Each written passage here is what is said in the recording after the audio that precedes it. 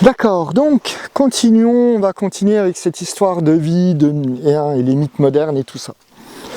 Alors là, ce qu'on va attaquer, c'est la notion, ça a à voir avec tout ce qu'on, quand on vous parle de vie extraterrestre ou d'origine de la vie ou de trucs comme ça.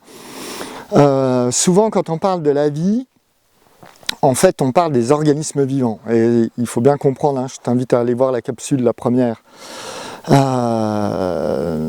sur les mythes et la vie. La vie, c'est la vie. La vie, c'est ce qui met en branle la matière. C'est quelque chose qui...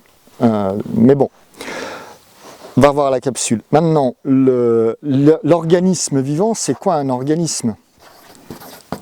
Et qu'est-ce qu'il faut pour avoir un organisme? D'accord? Un organisme vivant, c'est tout. Voilà, il y a pas, c'est tout ce que tu connais, les arbres, les animaux, les petites bestioles, les vers de terre, tout ça sont des organismes. Qu'est-ce que ça veut dire, organisme? Eh bien, ça veut dire, si on veut résumer tout ça, ça veut dire qu'on se retrouve avec de la matière qui est organisée d'une certaine manière. Donc ça peut être au niveau moléculaire ou au niveau organe. Tu as un cœur, un rein, une tête, des doigts, des muscles, etc. D'accord? Il y a des organes, il y a des parties distinctes les unes des autres. Pour bien voir la différence, si tu as un caillou, oui, il y a des parties distinctes, mais il n'y a pas d'organisme dans un caillou.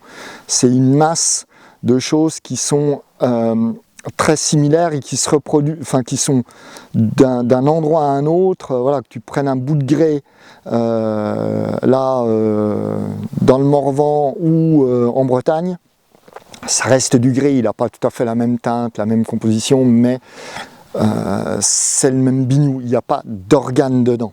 D'accord? Donc, qu'est-ce qu'il nous faut? Qu'est-ce qu'il faut pour qu'il y ait un organisme? Et pour essayer de généraliser ça, parce que souvent on me dit il faut de l'eau, machin, il faut de l'oxygène, il faut des trucs. Donc, le premier point, c'est qu'il faut avoir de la matière. Pas de matière, pas d'organisme. La matière, c'est ça. Et il faut avoir de la matière qui puisse être organisée. Donc imagine si quand je mets des blocs, si je prends des cailloux et qui font chacun 200 tonnes, c'est pas facile à organiser, d'accord? Donc déjà on a l'idée qu'il faut de la matière qui soit assez dans des portions assez petites. Ok? Maintenant si je mets dans des conditions qui ne varient pas trop, et la matière, elle bouge pas. Elle reste telle qu'elle est. C'est la définition de la matière. Elle est inerte. Il faut quelque chose d'extérieur pour la changer. Donc, ici, il va me falloir, si je veux un organisme et que j'ai que de la masse comme ça, j'ai que de la masse qui traîne, il faut l'idée que je puisse déplacer cette masse d'une manière ou d'une autre. D'accord? Et pour ça, qu'est-ce qu'il me faut? Il me faut un fluide. Ok? Pourquoi? Regarde, si j'ai un caillou ici, si j'ai une masse, déplacer une partie du caillou à l'intérieur du caillou, c'est loin d'être fluide, donc on ne voit pas comment on va faire. D'accord? Donc il me faut quelque chose dans laquelle la matière puisse être baladée. Ok? Et un truc dans lequel la matière puisse être baladée, ça s'appelle un fluide. Donc un fluide, c'est soit un liquide,